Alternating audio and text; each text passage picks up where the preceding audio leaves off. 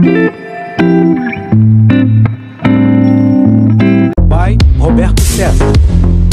After missing the last 5 races due to a broken hand, Daniel Ricciardo has confirmed that he will be back racing for AlphaTauri at the United States Grand Prix this weekend.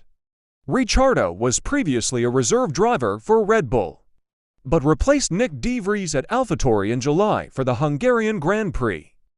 The Australian driver suffered a broken metacarpal in his left hand, which required immediate surgery after crashing into the barrier during the second practice session at the Dutch Grand Prix in August. Since then, Ricciardo has been working his way back to full fitness by completing laps in the Red Bull simulator. He also got back behind the wheel of an F1 car at a demo run in the RB7 in front of 30,000 fans in Nashville, Tennessee earlier this week.